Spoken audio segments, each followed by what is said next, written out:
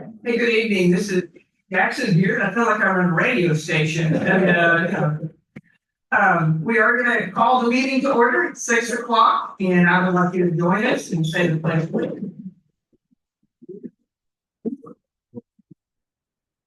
But allegiance to the flag of the United States of America, and to the republic for which it stands, one nation, under God, indivisible, with liberty and justice for all. I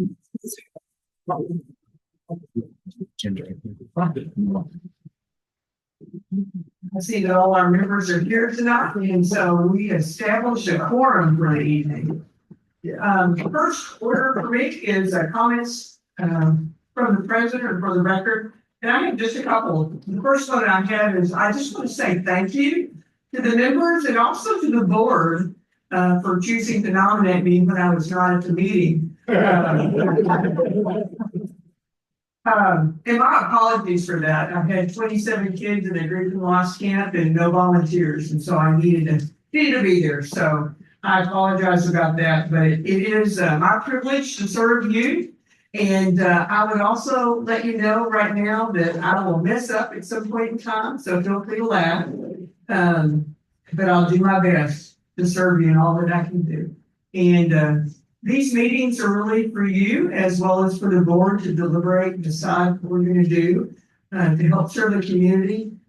So feel free to share your insights whatever you have. And in saying that, April the 24th, on that Thursday before the board meeting, we will at 9 o'clock that morning, it's a Thursday morning in the lodge, we'll start our coffee with the president and the community manager. So if you would like to come and share your insights, your input, feedback, whatever it may be, ask questions, you're welcome to do that. Please don't worry if I say, that's a great one. I'll have to get back with you on that one. But transparency and all the things that you want, then Rich and I are going to be out there and be ready to swing for you on April the 24th at 9 o'clock here in the lodge. The other thing I will say is that, going forward, it is our opportunity to serve you. And so we will always I have no doubt that every member of this board has the community at heart. And so I just want you to always remember that in our decisions that we make. So going forward, the next section on the agenda is comments from the members. It's your opportunity to both before and after our meeting to provide any insights or feedback or anything that you want to share with us. We would ask you to state your lot number and your name so we have that in the minutes. And so does anybody have any comments for the membership from the membership for the record right now? It was Pete Mason, lots of will this copy thing be on a regular basis on a monthly? It will be. That's our goal, to offer it on a monthly basis. We're not sure exactly. This live is used so much. It's really hard to find a time that's Monday's a busy day. Yes, Monday's a busy day. So we chose a Thursday morning at 9. And so yes, it will be a monthly thing. That would be like the communicating. Yes, the communicate, it'll be in there for our main meeting, and then we will also have it in the constant contact. Thanks, Pete. Any other comments from the members? All right, moving on, we've got our meeting minutes, and so I'll turn over to Ronnie Phillips, our secretary.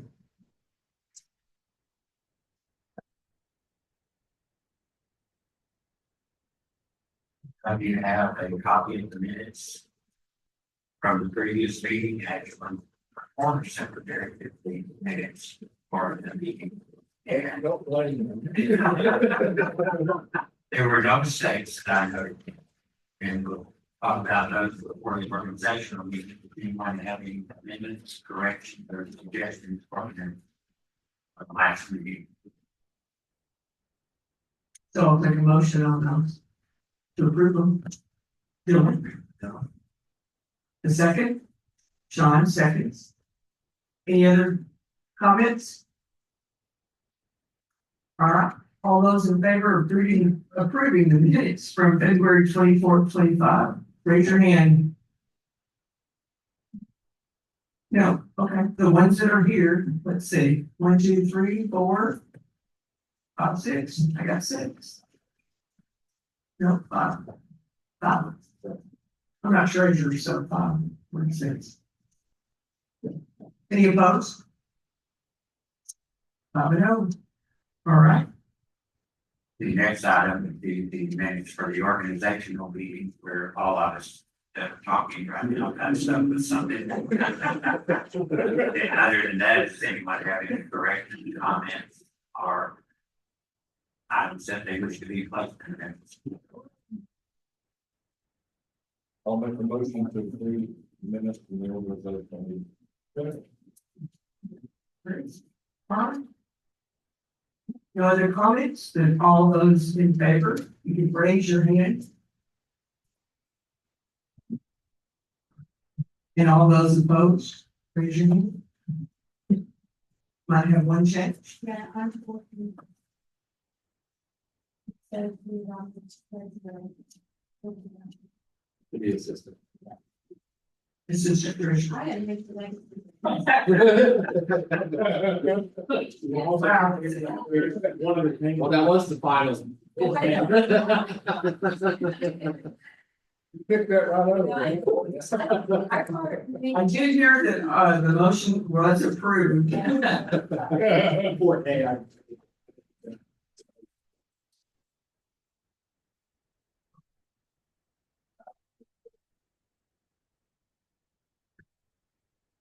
Ronnie did.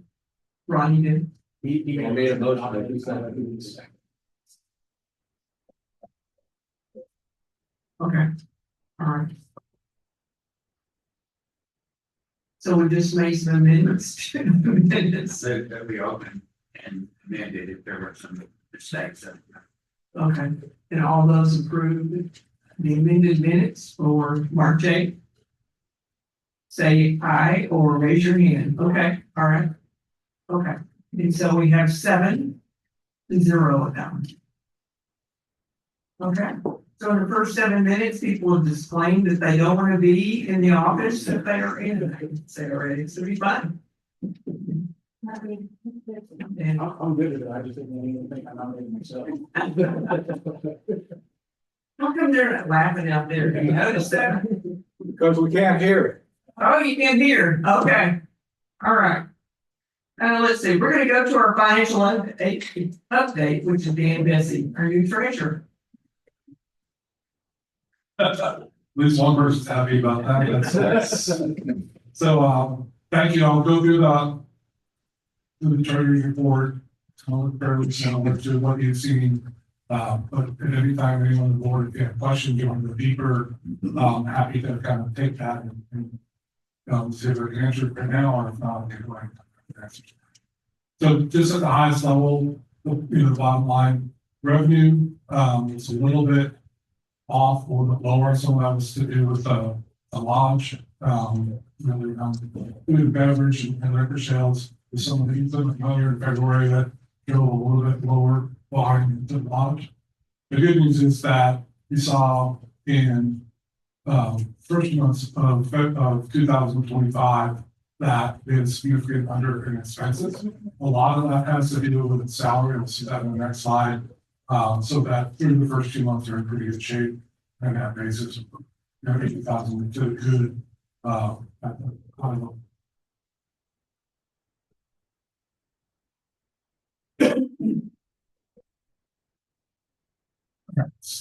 On the revenue side, building permits are up. Last year, we were a little bit under what we thought would be on building permits.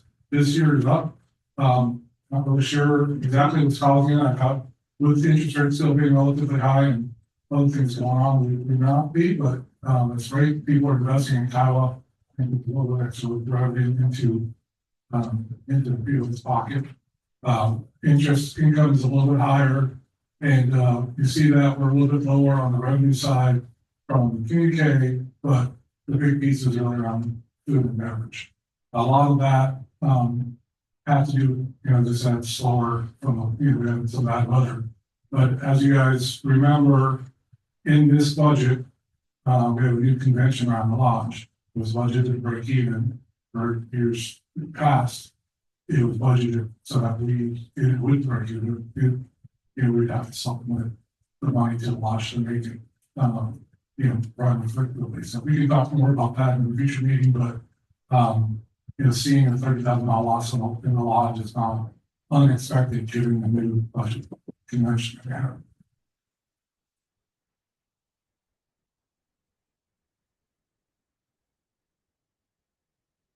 Right, on the expense side, really what you see here is a lot of, lower expenses due to salaries. There's a number of, positions that haven't been filled, some part-time positions, like a full-time position. So across the board between the lodge, golf, we just have a few positions that were vacant during this time. So that's why you see a lot of the, a lot of the original.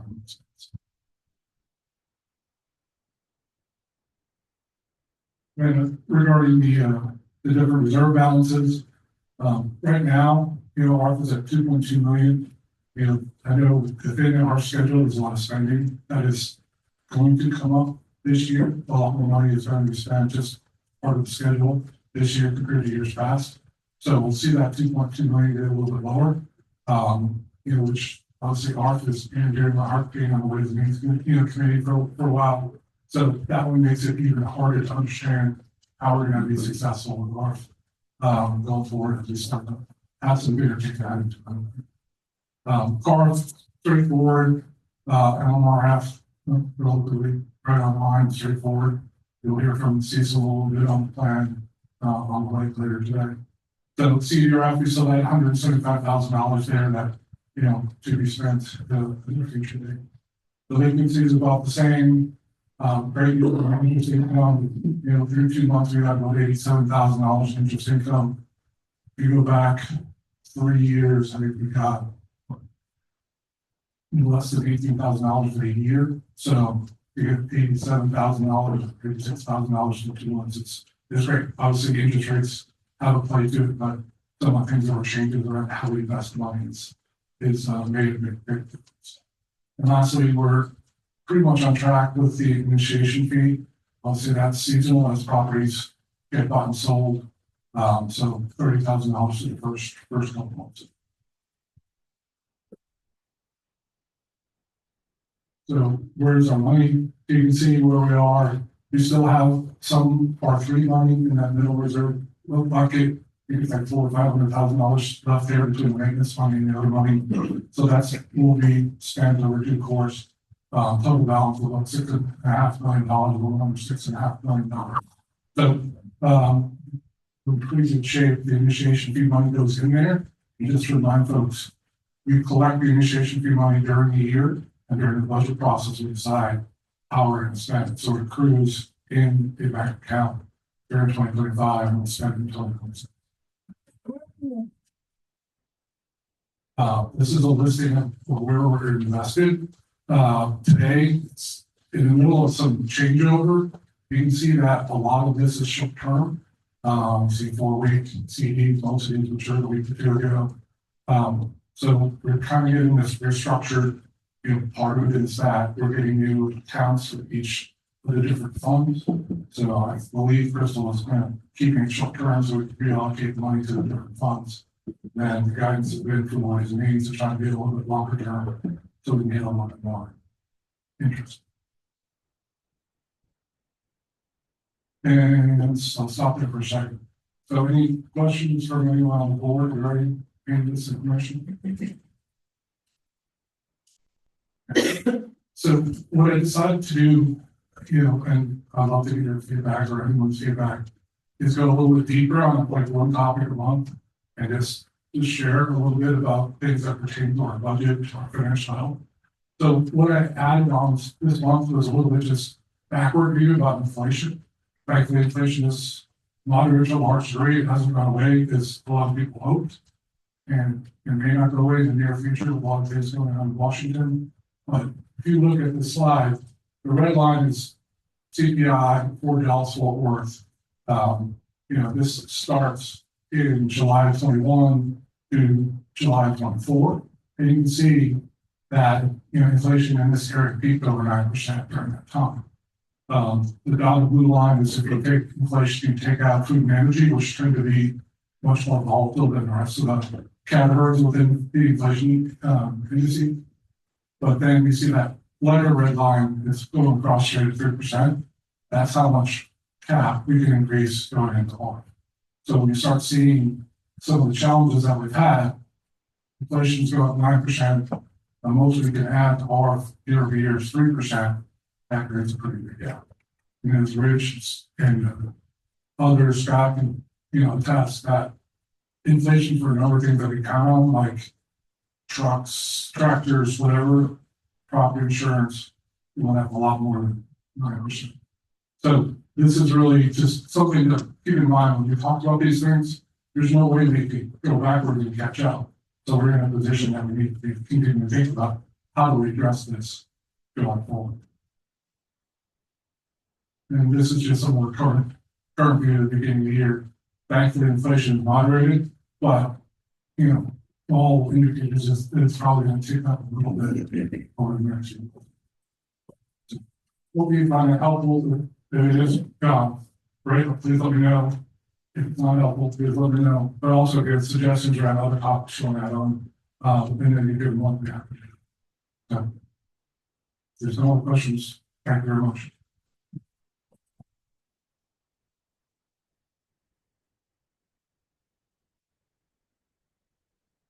We're going to talk about that.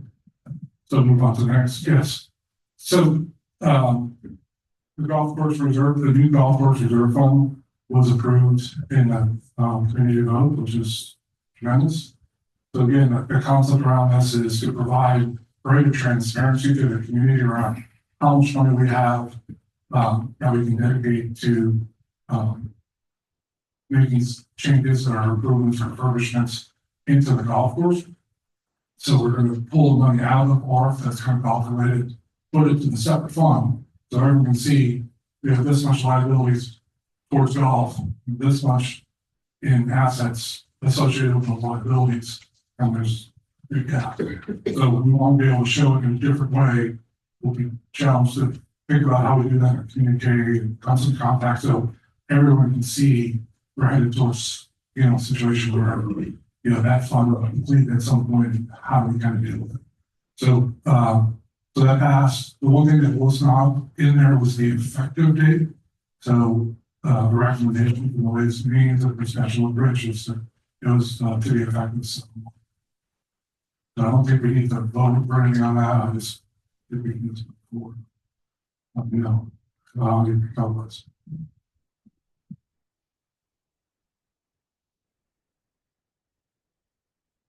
There wasn't an effective date in the proposal in the bylaw. This is a discussion in the bylaws committee. There was discussion in the bylaws committee, the discussion always means when it talks 7-1 or 1-1, we came to a consensus on 7-1, but we did not physically write it in the amendment. Gotcha. Okay. Yeah, 7-1 was the discussion. I think we could do that at the town hall. I believe so. All right, I'll make a motion that effective 7/1/25 that. Becomes effective. Is there a second? Cecil? All right. Any other discussion? All those in favor of making the golf course reserve fund effective? 7-1, raise your hand. Okay. All right. And those opposed? Motion is carried and is approved. 7-1/25. All right, next item of business is to consider the possible committee updates and changes that are in your packet. We have a lot of very gracious people within our community that are willing to serve on the committee. And so you have in your packet a lot of people that I have added, as well as a few people that are coming off of committees, and some are being replaced with committees there's a couple, there's one that you gave me, Cecil, that's already in there, and then the other one we'll do next month, if you consider it. And you'll see that the committee that has the biggest change is celebration committee, and there's a lot more people add. We typically add organization representatives, so that they're on the celebration committee because so many organizations lead our activities, our POA events, and then also long range planning. You have some shuffle there, both in and out. So people in these other roles. So is there any discussion on committee events? Do I have a motion to approve it? I have a couple of this, nominating. Maybe a few people that add. Okay, all right, well, they can make those adjustments next time. Okay. Do I have a motion to approve those committee updates? As you did. Chris, thank you. And Sean, Chris and Sean? Chris makes a motion too. All those in favor of approving the committee updates, raise your hand. All those opposed? Committee updates are approved with a 9-0 vote. And those that we need to make the additions, Cecil County wanted and Larry's got some. And I know that there's some others. Thank you very much. All right. I saw Dean McElroy slip in someplace, didn't I? Good. Okay, Dean, the next item on our agenda is the golf committee calendar. You want to talk about that? Sure, I will. It's in our packet from January through December this year. And I apologize, these were just things that we missed that were caught later. And I just wanted to make sure that we presented this whole calendar. Basically just has two changes that we'd like to request. One is, the American Legion tourney, for some reason, we did not get that on there. And, we had looked at it and agreed for November the 10th, which is a Monday, but we didn't get it put on the calendar somehow. So we wanted to amend that. And then there was another little small change in August 17th. The WGA wanted to add about an hour and a half of tee times to one of their tournaments to finish it off. It's basically a match play tournament, and they wanted to add a few more tee times on the 17th, which I think is a Sunday. Sure.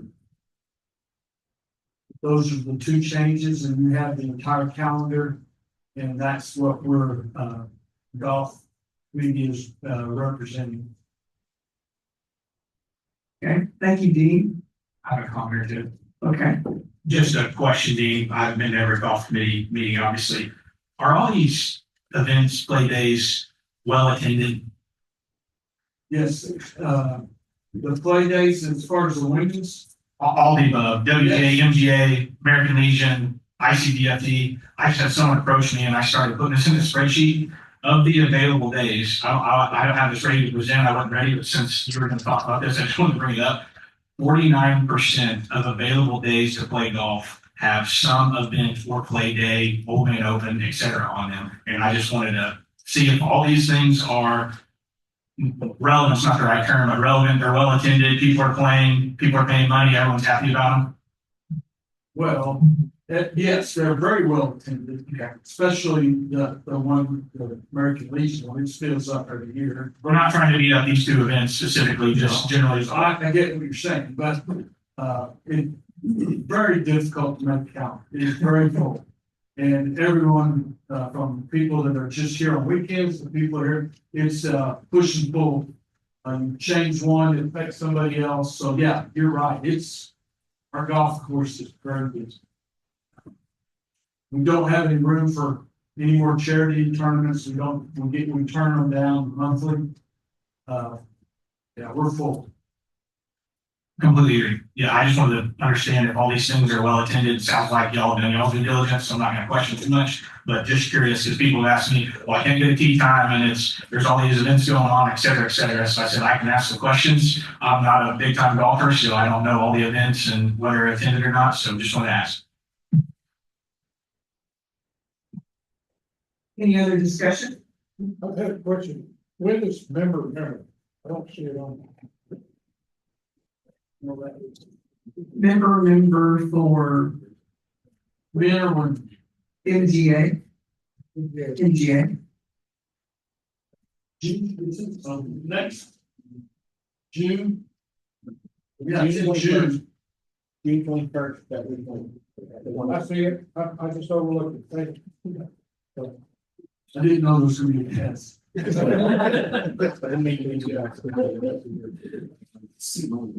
Any other comments about that? I'll entertain a motion to amend the golf calendar as Dean's presented those two items. Chris does, second. Cecil does. Any other discussion? All those in favor of amending the golf calendar of those two items, please raise your hand.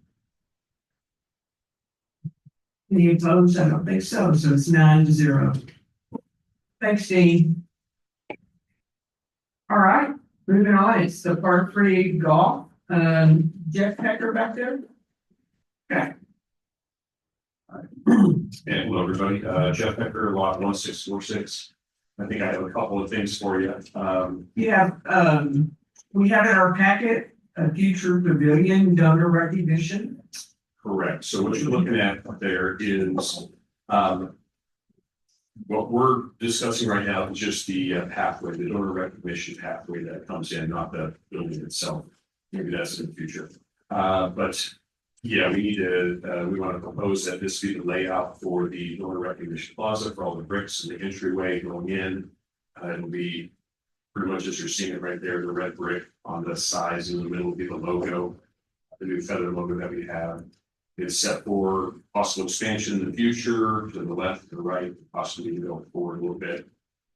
So the Park 3 committee has reviewed it, approved it, the golf committee has reviewed it and approved it, and we're bringing it up to you now. Questions on it? So Jeff, are you asking to approve just the brick area? Is that Yes. correct? Okay. The entry into the Park 3 basically, yes. Do we know where it will be located? Yes, I can have a picture of it. It's going to be more on, if you remember where the cul-de-sac is on the drawing, it's just right at the peak of the cul-de-sac area that goes into the park. So between the driving range and the par 3 course, is that correct? It's somewhat It's like between. it's where the road is. The public that. It'll be between the traffic area and I better would be. Okay. So between the two, right there. Yes. All right. Any questions for Jeff? So what are you asking for besides a approval on the design, right? That's all we're asking for right now. Yes, and then of course, once we get the bird order, maybe if we. Yeah. Installation. Okay. All right. So your questions, so Dan? My question. My question. I can hear you.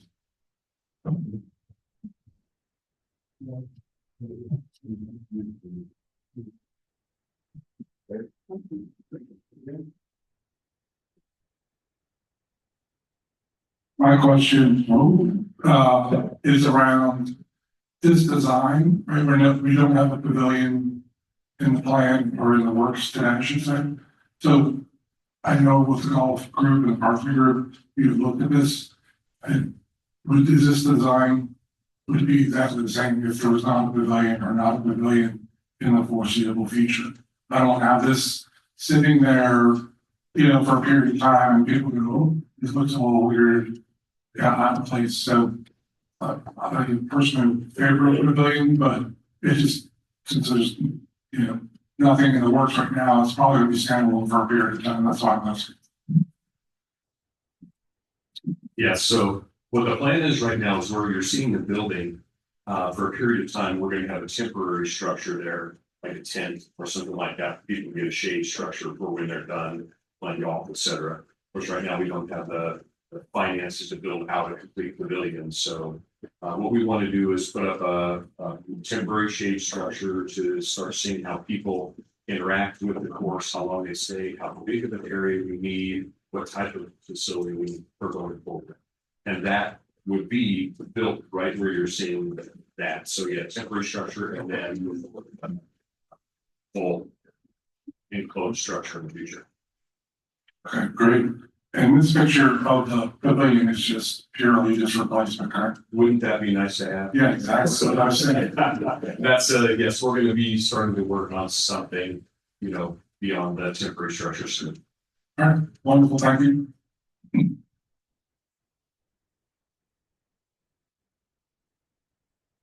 Any other questions for Jeff? So in all the master plan and looking at all of that and looking at all the part three and everything. We talked about in the future, we will have all of these things, just as Dan said. So if we lay the brick down, I certainly hope that they're not in a place that we decide later that we want to change them.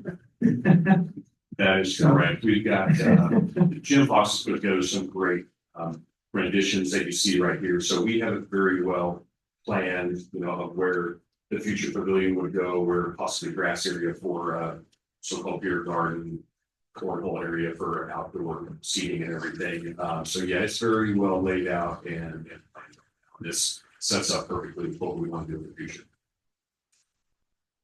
Okay. Just asking, because I know we look at all of those things, I want to make sure we don't come back and say later on, we decide, oh, we should have reached 20 foot, so that would be my question. All right, yes, Sean.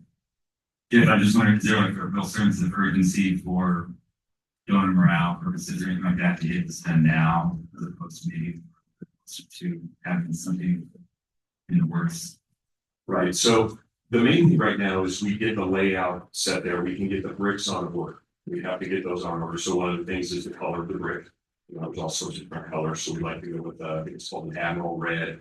Get those on order, because I think it's, you know, it's what, 2 months to get the bricks. That point in time, as soon as they get here, we're gonna have to get going on it to get this in place, because, midsummer is gonna approach us pretty fast, so we do need to get the approval of this design in so that we can continue the planning with the temporary structure and the formal structure in the future, so.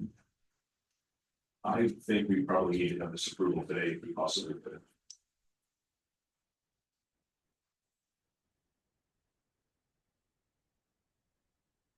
Any other questions? Is there a motion to approve the design as you've seen? I move to approve the design of the Part 3 recognition plaza. Larry seconds, all right. All those in favor of approving the design as presented for the Dunn Recognition Plaza, raise your hand. All right, those opposed? You have it, Jeff, 9-0, and you approved that design. And Jeff, you're also on the agenda, Conversion Association bylaws. Correct. There, I believe bylaws are in package. And so what we have been discussing for quite a period of time, again, it's something that we've talked to the Park Breeze group and also the golf committee group, and they both have approved it and agreed with it, is a social organization very similar to the MGA and the WGA for the Par 3. That way we have that social organization that can carry out the same type of, I guess, running the events, raising revenue, it'll be tax exempt, it will be a 501c7 to act that same function as what an MGA and WGA does for the Par 3 itself. And we took the majority of the bylaws that you've seen written there were taken from the current NGA and WGA bylaws that exist. So we try to keep them as simple and straightforward as possible with what we currently have with those two organizations. And we do have officers set and ready, should it get approved. So it would be myself, Gerald, Leslie, McElroy, and Carla Hecker will be the officers for the first year going forward. So you have to see if there's any questions about that, its function, to get that information. So I understand the general idea of why you have this to specifically get money donated for the park, which is totally on board for. What are y'all thinking for dues? We don't know yet. You know, it's gonna be, we've got to sit back and look at that. Again, it's gonna be similar to the MGA, WGA. It's gonna be for different things like hole-in-one contests and to help us hold different events that will bring some revenue back to the Park 3 to pay for the maintenance. So we don't have the dues set yet. There's a lot of ideas that float around out there. Do you have to have a separate association to donate for the park 3? I would assume not, since we've already donating, so that's why I'm asking, is this necessary? I guess is my follow-up question. The one thing it will help is it will be tax exempt. So if we do get some sponsorships that come through, we won't get hit with the tax exempt or the taxation from the corporations, which will help there. Other than that, it makes the financial flow a lot easier. That way we'll write one check to the POA instead of getting, I mean, I'm sure how we get right now. So, and then I think one of the things too we have to consider is we're going to need a group that helps run the events, like the MGA, like the WGA. They put together the events and then they give it to the golf committee to review and approve. And somebody's going to have to really look over that because, as Dean just said, the golf calendar right now is difficult. The number of people and organizations that have asked us already for the Part 3 is overwhelming. So That's kind of what I'm afraid of. I just kind of had the number of the 49%. I threw that together. People voted on this to have this amenity, call it, and I just don't want to fill up with events and people can't play it, obviously. Totally agree that we got to pay for the thing. Totally understand that. But now you're going to add some amount of annual dues to be a part of the Part 3 association. Then when you have an event, it's going to cost some amount of money to play in that specific event. Get it, that goes to the Part 3. We're just nickel and dime is not the right word, but you're just nickel and diming people. I'm afraid how people are going to see that. Well, they always have the option not to play. They can still play the course support. But they can't play the event if they're not on the association.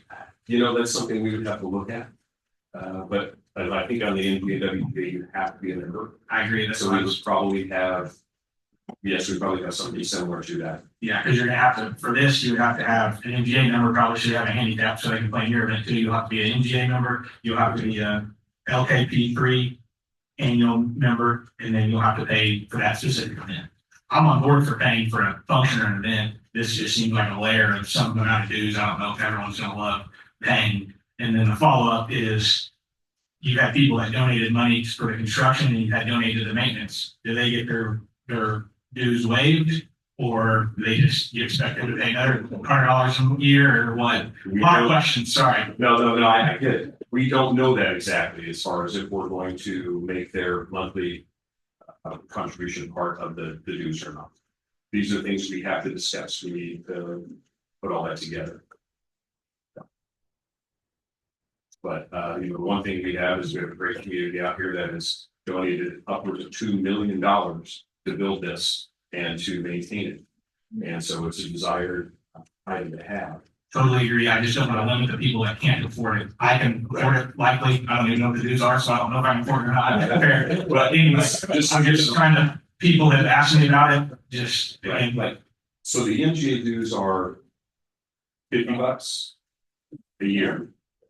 $75 a year. 75, and then there's a couple hours, a hole in one color or something, and some other Right. stuff. So it's you know it's not a huge expense. It's less than $100.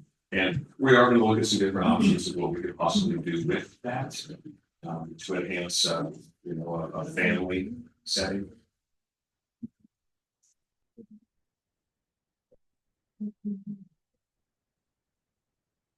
Yeah, I know. She did it on purpose. No, I was just saying, all the organizations have dues, if you would be a part of them, don't, it's up to you. But I'm gonna be in treasurer, it might also facilitate Crystal's job.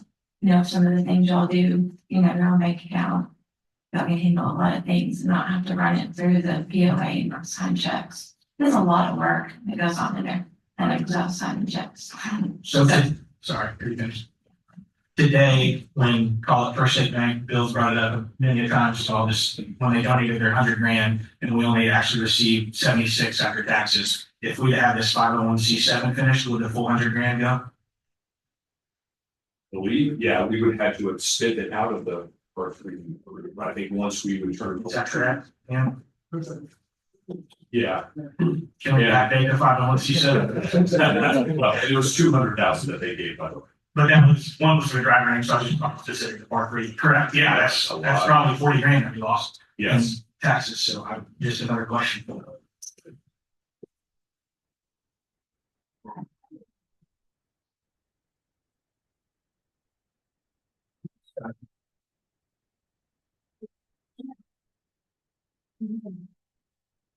I will. I've got a couple, Okay, hold on, okay. We have a motion, do we have a second?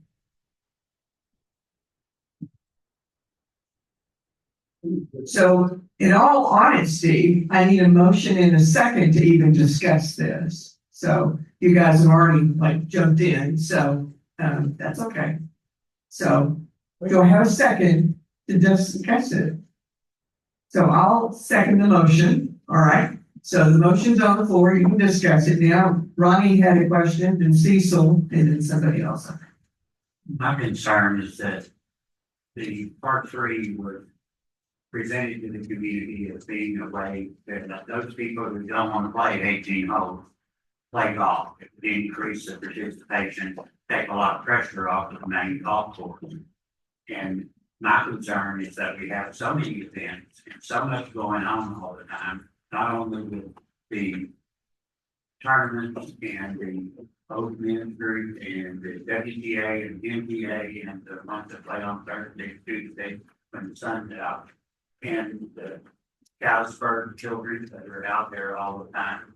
And we've got so much on the main course, I'm afraid to do it on the part three course also. I viewed it as a community project where maybe a lot of non-golfers would come play 9 holes and become golfers.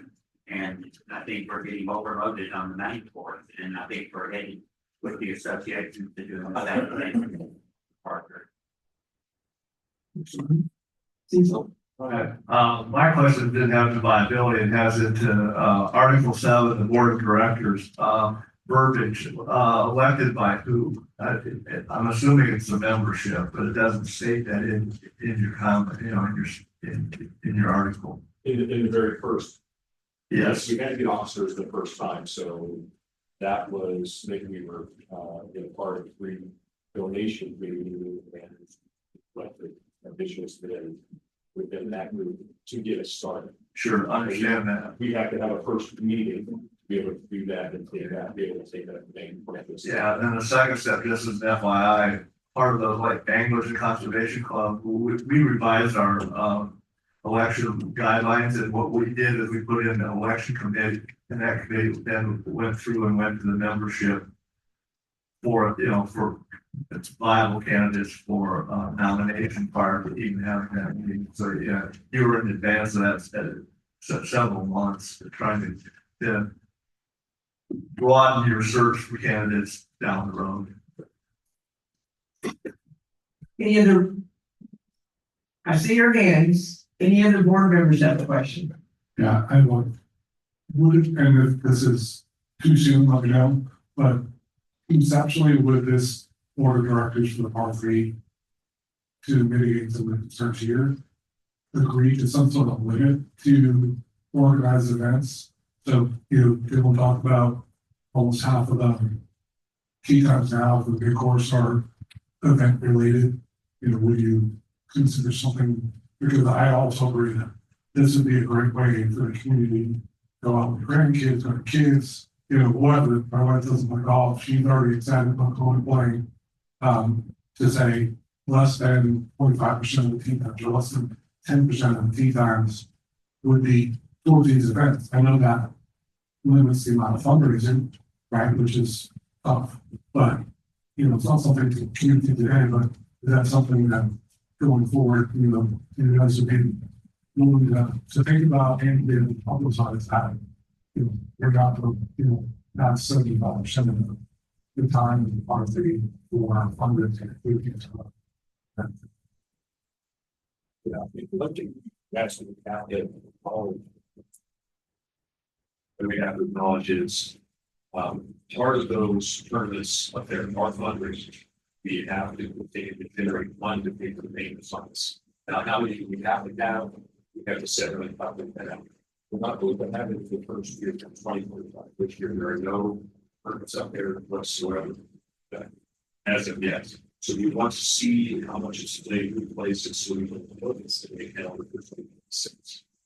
If we set a limit to it, that's something we need to discuss. Yeah, that's just going to be something that, remember, this group, this association is just going to recommend that the golf association, the golf committee, elected them to do it.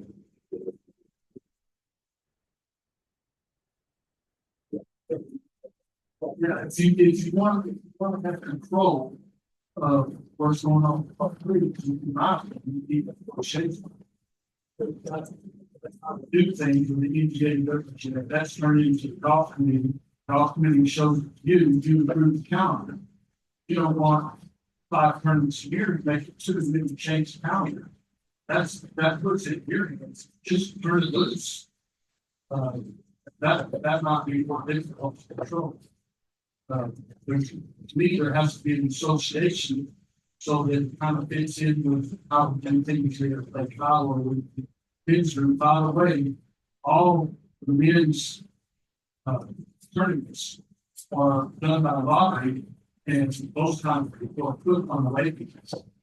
It's a very well. The computer wants every that they actually want more.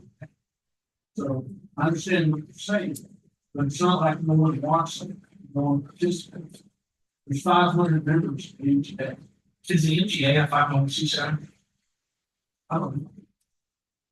Why could the NGA be the association or WGA be the association that operates the park rating against? I don't know if that's ideal, but just a question. I guess Assuming it's a 501c7, I could write a $5,000 check to the NGA and your market part 3, it would still go to the part 3 direct. Well, but you know, think about tying the hands of the group that has to raise the money for that. And that's how we presented it to the community, everyone meetings, and we were asked how we gonna raise money. We said, we had 5 or 6 different ways, big ones and turned.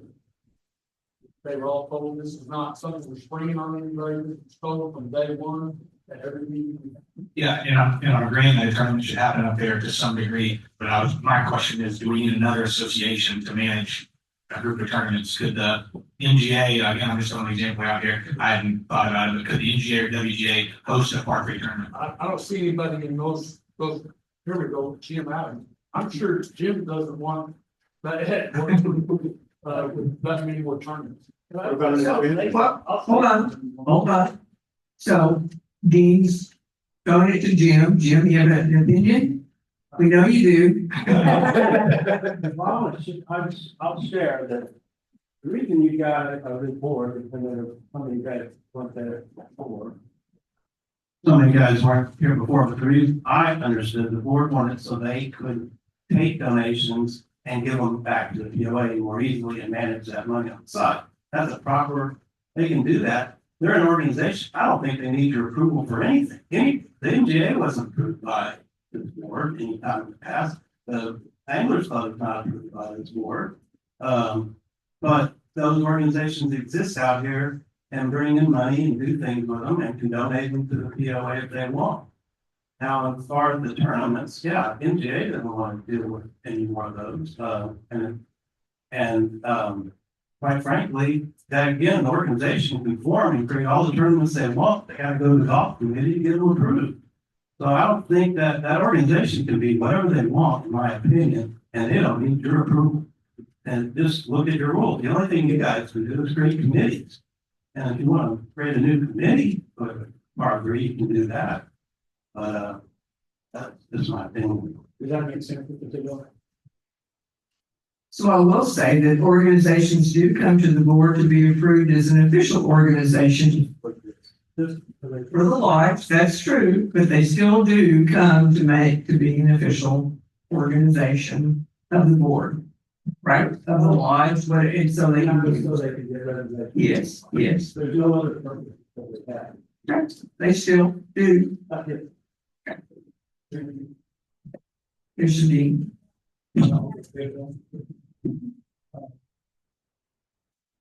So where I was going was, you guys already answered, that with the par three tournament schedule would be combined with the other tournament schedules, it can come to the board in the fall, winter, whenever the board approves through the regular cycle. So at that time, you just to exaggerate for a fact, 75% of the tee times are tournaments and events and whatever. I would say, I know I would come back and say, no, thank you. So if the board has oversight on that, I'm very happy. Any other discussion from the board? No other discussion from the board? All right. Then we have a motion on the floor. All those in favor of approving the association bylaws for the par three, please raise your hand with a yes. Item 7. And those opposed? And we have 2. The motion carries. You do have an association. I will say that you have heard the concerns of the board, which is the reason I let it go forward, is because I want you to know that not everyone out there is in favor of that and what their concerns are. Because one of the ways that we sold it is that I can bring my grandkids out there and they can play. And so those people are the ones that have given you the money in the past and will do so in the future. So that's why I want you to know that. Okay. Understood. And is there any other part 3 questions as far as the course and everything else, the construction? We will get more from you later. Gotcha. Thanks. Thanks, guys. I appreciate your work. Gotcha. All right. So the next 2 items of business, the first one is going to be the Lake Management Committee update. And then after that, we're going to get a front entrance project update. Both of those are updates for the members and for the board, just to hear what's going on. There will be no action taken on those and no discussion from there. So Cecil will give you just a few minutes. Yeah, thank you. Yeah, matter of fact, it's only been 7 months since the last update. I was here in September, provided an update, so I'll try to keep this as brief. We've done a lot of great things since then, but I want, especially the board and the folks here, to know and understand what we've done since then and where we're going moving forward. Right. Again, that's just a charter statement. There have been no changes to it other than that, you can read it and you can see the importance of what we believe we are as an organization and club and what we're directed to do, especially to prudently and effectively utilize the funds, accrued in that Lake Management Reserve Fund and use them to make this a better watershed or waterway than it is today. All right, excellent. There's many members. One thing was earlier, there will be, because I am no longer president of that club as of being elected to the board. The new LKAC president is Leonard Fidel, so he will get added and be a part of that organization. You can see we have a full squad and there's a lot of great people doing great things on there. Committee priorities and objectives, again, make sure we've got sufficient funds available to do a lot of things we're needing to do. Important parts are I'll call it infrastructure or assets, especially the dam, the shorelines, the docks, detention pond, everything. And then to manage those assets, make sure we have a safe environment. Enjoyable recreational for both boating and fishing activities that are done here. And then to ensure that those assets get top priority. We've got a lot of major, I'd call it major amenities here. One is the golf course that we've talked a lot about and is a big deal here. The other one is the lake, and this is Lake Kiowa. And then this whole property here that we talked about. Yeah, there's a lot of activity and functions that go on around this lodge and pavilion. Next slide. Project work, past, present, and planned, all the boat ramps were refurbished, they needed a lot of work. Good. Time takes its toll on everything from an asset standpoint, and if you don't, pay attention to that 10 years down the road, 20 years down the road, you've got major repairs that we did, or Public Works, the group that has done every last dock in the facility with new pier ties, posts, and seawalls. You'll see some pictures, and bow ties. Matter of fact, the docks that were done out here were made longer and put wider so that two pontoon boats could to tie up to those at the same time. That's a big deal when you look at what goes on here and how many people use those or those facilities. Another thing, anyone know what piezometers are? Yeah. We had 8 of them, and we really didn't know exactly where they were, if they worked. That new ones have been installed. It's a big deal to know and understand underground water pressure, especially to organizations that we report to. Know and understand we don't have any issues below the ground with our dam. The dam spill repairs, you've heard some of that in the last several months. That's in progress. Erosion and silt control. We've done 10 major riprap projects since 2020. I'm only going to show you pictures of a couple of them that you'll see here later, but we've got more planned projects. What does it mean? It means we're looking at what our consultant told us and trying to make sure that we're doing the right things to control silt coming in to the lake and erosion from its banks. The low water valve, there's testing and evaluation going to happen in 2025. I call it the bell or the plug. It's basically what holds the water in this place and keeps the water from flowing out. And Rich has talked a lot about that. There is work going to be done 2025 needed work to make sure that thing is operational and functional. It's a requirement for us. The big word is dredging. We've got a dredging project tentatively planned for 2028. And that's, again, for you, Dan, back to the financial part. We've got a plan, 7-year financial spreadsheet out and it's budgeted and how much we got coming in versus what we've got going out. Matter of fact, this year we're planning on spending, potentially, we've got budgeted in $250,000 to $200,000. All right, next slide. There's pictures of construction during the pavilion or main boat launches.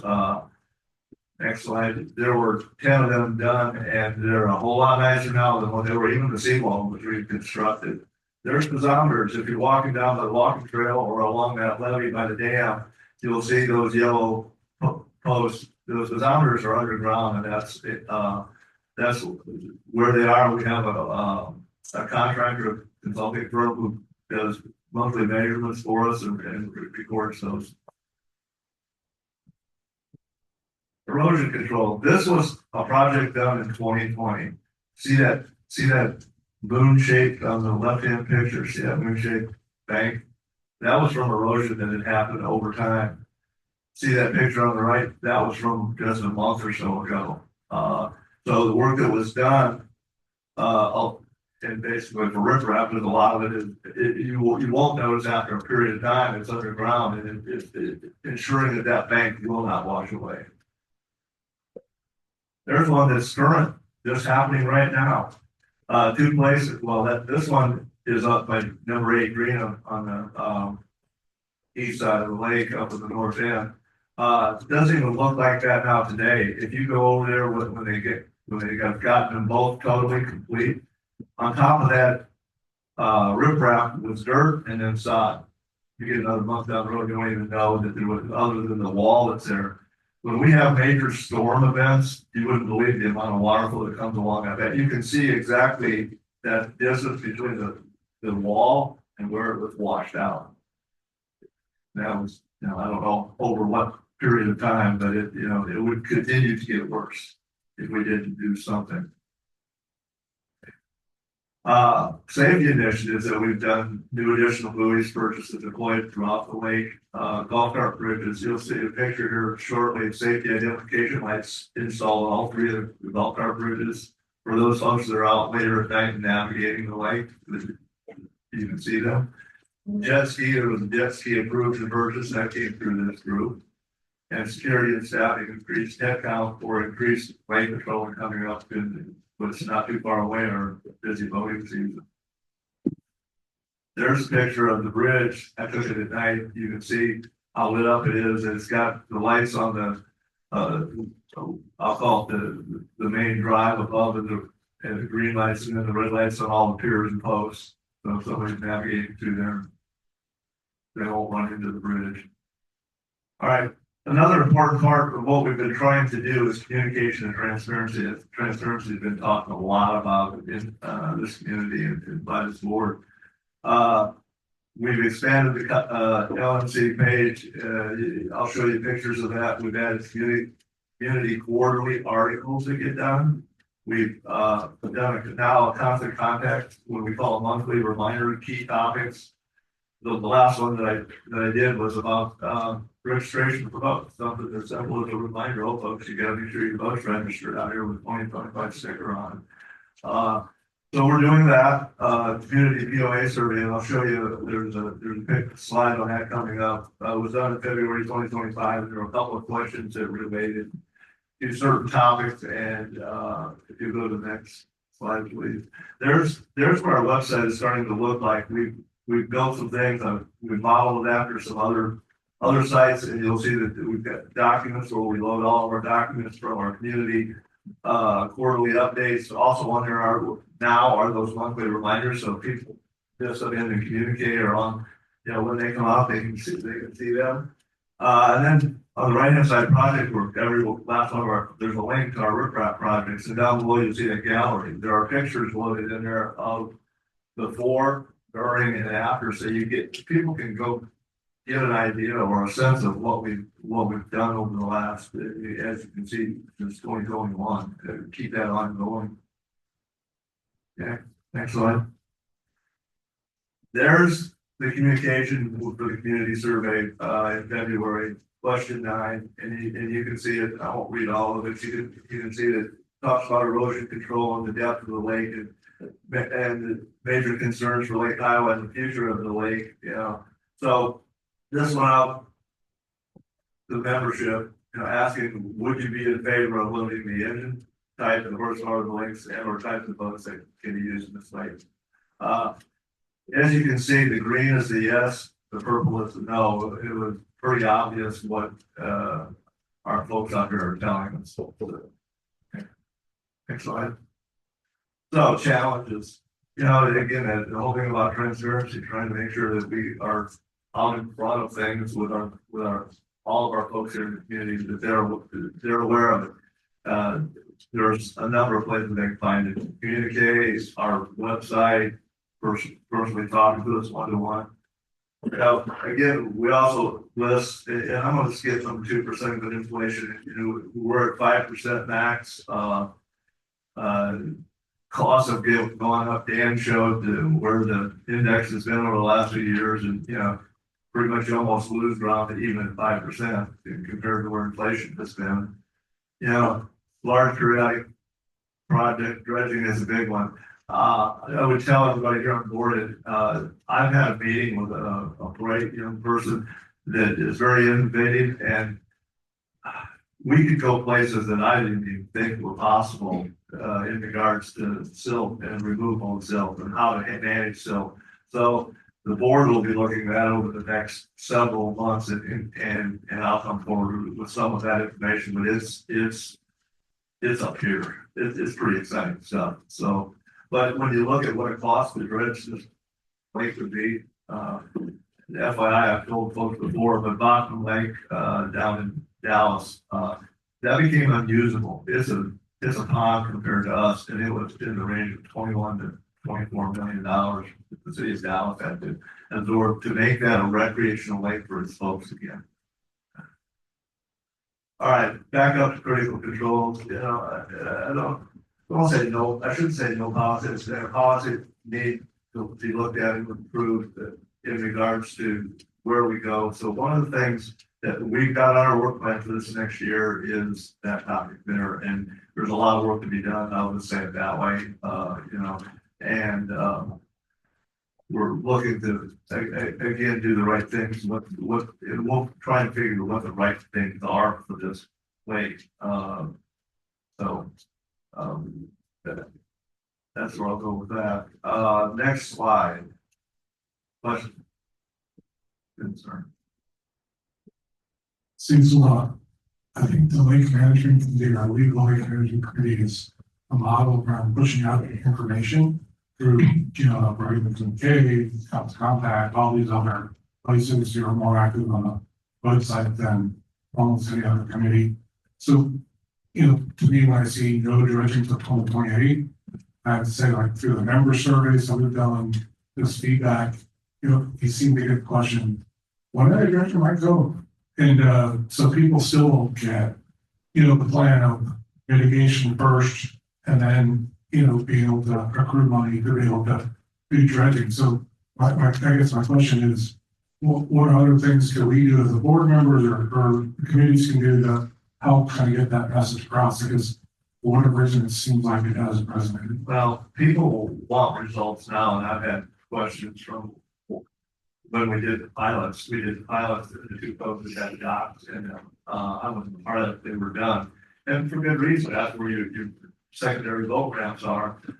Again, knowing and understanding dredging is an expensive adventure, whether it be here or anywhere else. Our consultants came in and basically told us, you are not in a critical state with your lake yet.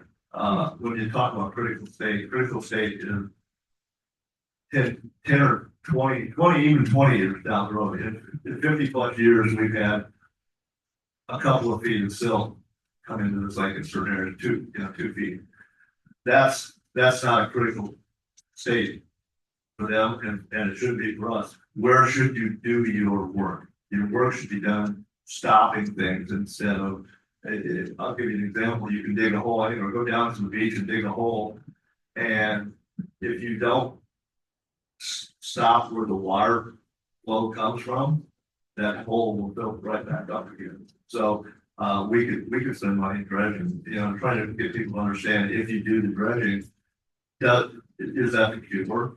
That's not the cure. The cure comes first with the prevention, and then yes, you'll have to dredge at some point, but being smart with that, and the other thing that we have to be careful of is that the cost to do this, mobilization and demobilization, is bringing in the equipment from companies to do this is extremely expensive. So you want to maximize your efforts in that, and to do that, we would have to probably pick at least 2 codes to do at one time. So we've got to manage that and figure out how much money we've got. We're only, we're getting 5%. That's what we're getting.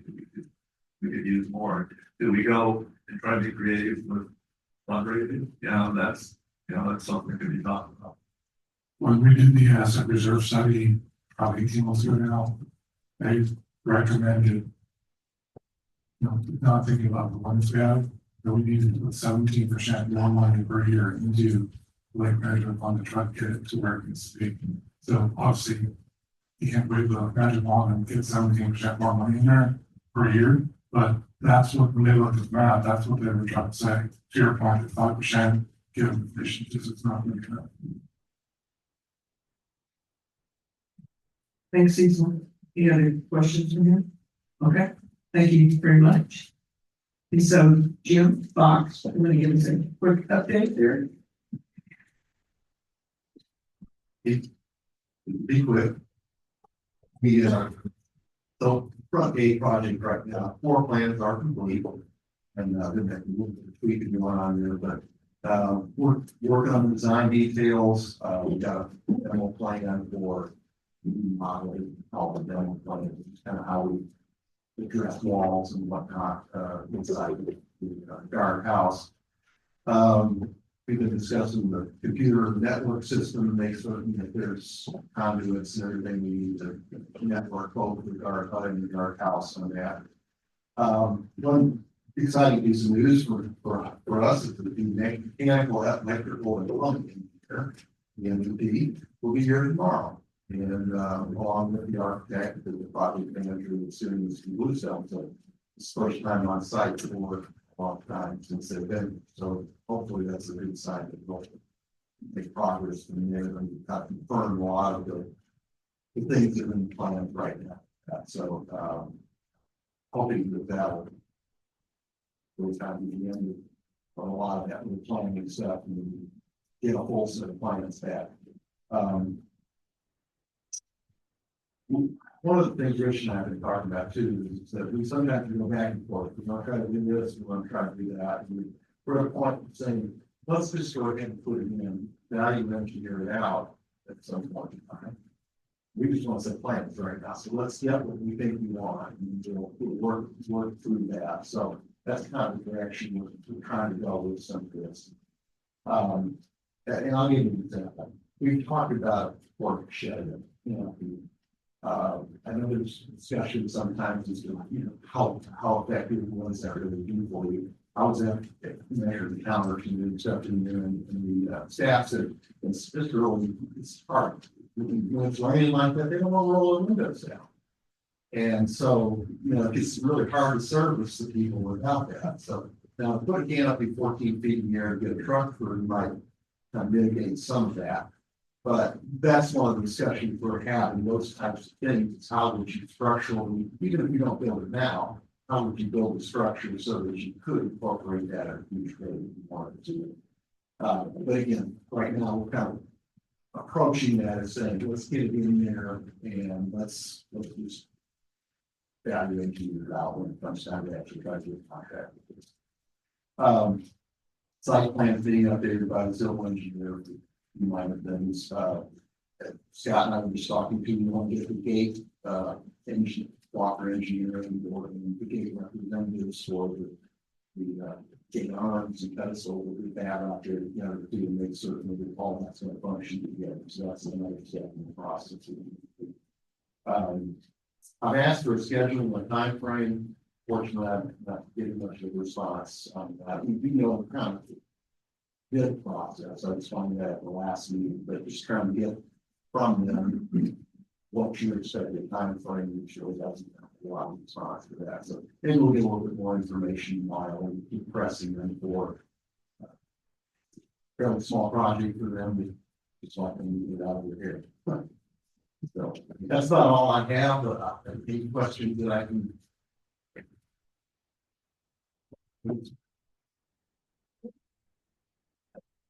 Jim, appreciate it. All right, Rich, now online. Okay, in front of you, you have a service agreement. This is more than just kind of expediting the process. You know, putting in the new road, trying to get an address, and also when we started talking about the front entrance, trying to get addressing for the 52 acres, but adding it into, well, it's not subdivided into the property already, new addresses. There's a lot of GIS that goes through Cook County CAD, disposal service everywhere else. There's 7 or 8 different bureaucracies you have to go through. Contacted TCOG, would think they could help us out. They will help us out, but they say we're not in a covered area, so they want to charge us hourly. Now again, for me, it would take me a lot more time. They said if you could spend in a couple hours, but still they want to get paid for it. It's like $55 an hour.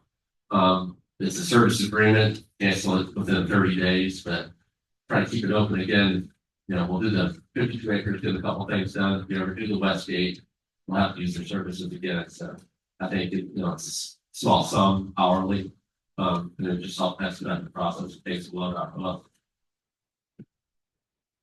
Were we ever able to leverage what we had from the master plan? They did GIS for us and asphalt, can you leverage some of that? That's all in there. It's a matter of, it's like the county CAD, getting the numbers, getting the address, getting it into the system. And then there are literally like 6 or 7 letters you have to write different bureaucracies. So that's part of the issue. And they're going to charge us hourly, right? Correct. Well, they say they only estimate 2 hours or so to do it. So. You need approval for that. Well, again, they want the service agreement signed, and per our contracts, the board would have to sign the service agreement. Sure. Okay, well, yeah, this. Yes, and as he said, This is something we could have done, except they decide a written contract. Straightforward to me, I just want to make sure, Tidwell. I make a motion to approve the TCMG 911 contract. We have a motion and a second to approve signing the contract for DCOG 911. All those in favor say aye or raise your hand. Okay. Motion is 9-0. And we've approved your agreement. All right. Oh, Memorial Day. That's next on the agenda. The next is just, Memorial Day will be the next meeting, so trying to figure out a new schedule for the upcoming board meeting in May, not April.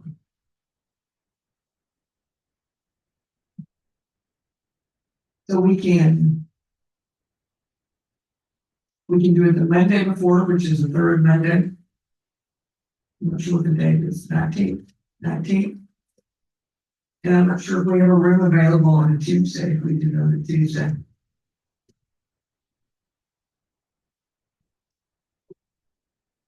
Thoughts?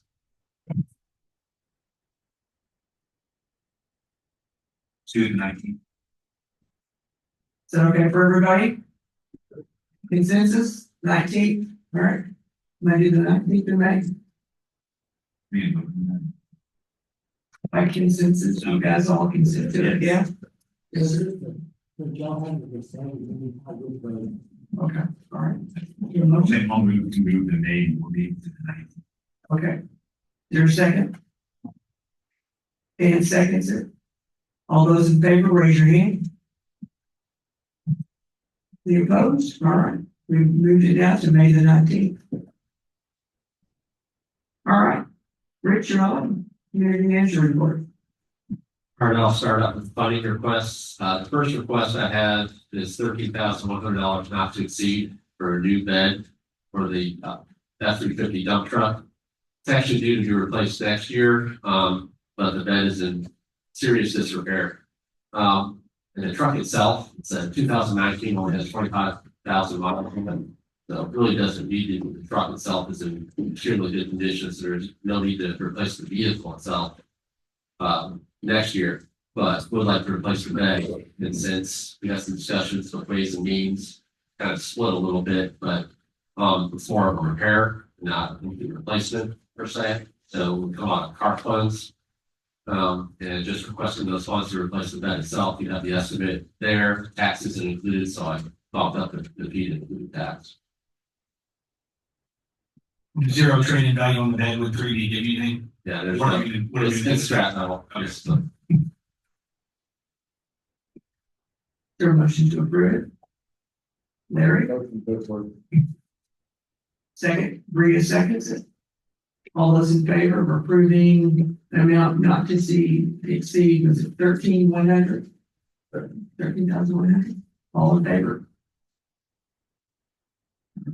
9-0, no other numbers. Next one. next one on the list is $15,000 not to exceed for a new golf course clock. We've looked into, Scott, electrical issues. Just the clock itself is from 2010. It needs to be refinished itself. Some of the paint's chipping off and actually some of the structure's chipping away. We've contacted a couple clock manufacturers that would repair them as well. We're just talking to them. They said probably to ship it, repair it, and finish it, send it back. It wouldn't be worth it. Got a couple of bids on replacement. You have the one in there for $13,850. Seems to be an all-in price. I'm just asking for $15,000 just in case if there's any other additional charges. And any other questions? Any questions for Rich on the clock? Yeah, I mean, again, it looked to be finished and redone. There's a lot of questions that we just have to. Scrap metal? Yeah, unless somebody else wants to take it on and get it fixed. I mean, we're not gonna get it fixed. I can ask the clock company if they want to give us anything for it. Yeah. We use this clock, I've seen it, people are actively using it before we send it. Yeah, we've had a lot of comments about it, and actually it hadn't been keeping good time for a little while. We've had some issues with it, so it's time to replace it. Nancy, just like to comment that it's not just somewhere that when people are out there studying in practice area before teeing off on number one, there's a lot of people there. You don't know exactly when you're going, but you could go early and watching the clock speeds up play. Fine. Is there a motion to approve? Chris? Dylan, seconds. All those in favor, raise your hand. $15,000 for the golf clock. All right. It has been approved, 9-0. All right, Rich. Next one is, the $8,000 not to exceed to purchase 4 new entry doors.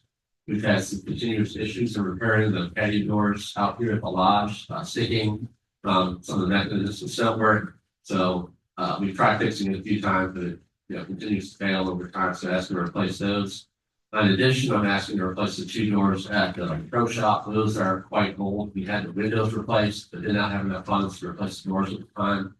I don't have any bids, currently that came in, but believe the other bid, the doors were around $2,000 for the, doors to the golf, pro shop. So I'm asking for $8,000 not to exceed for the 4 doors. Is there a motion to approve or discussion? And I've got a comment that we have been having a lot of trouble with those doors. We've had to have people outside on the patio come open them so our people could get back in, back out. And it caused a log jam several times. And it's also difficult if someone's trying to open it and suddenly it might pop up and not great. So, Thanks, Ron. All right, any other discussion? Is there a motion out there? And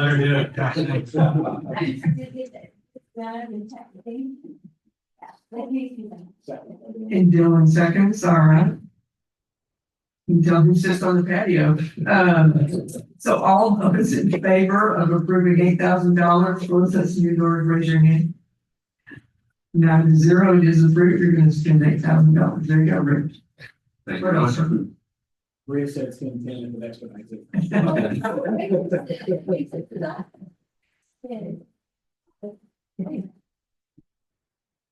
All right, next up, just project updates. I'll start off with a par 3 medical course.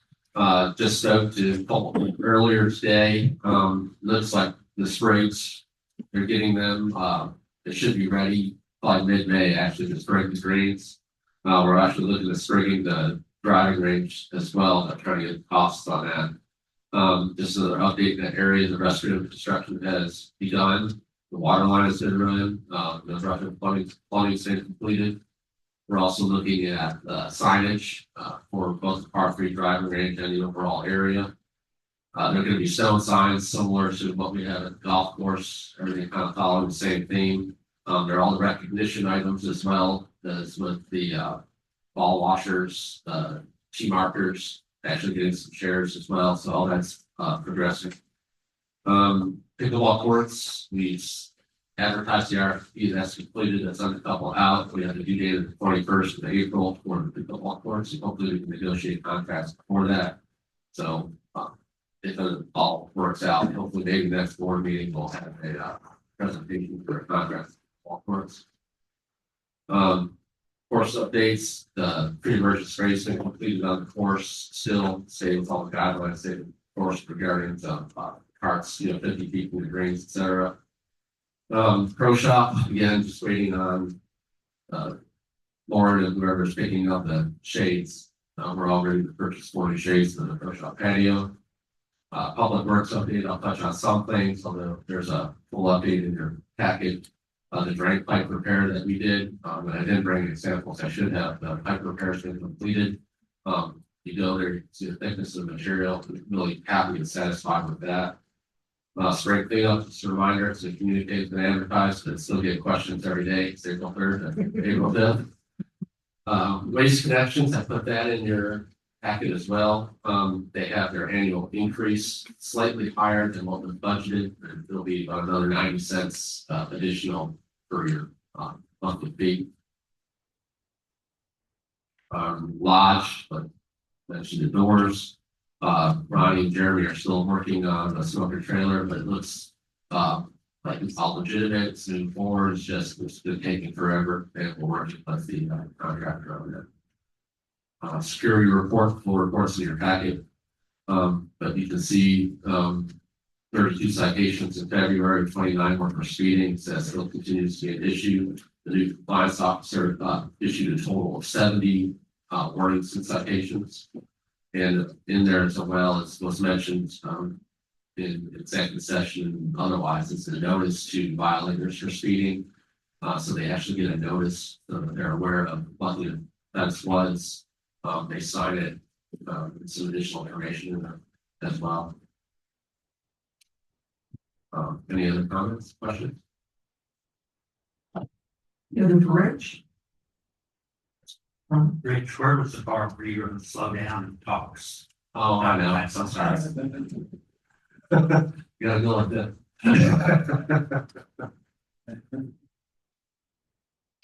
Any other additional business to come before us? All right, this is also the next part. If there's any comments from the members, you're welcome to come up. Lot and name.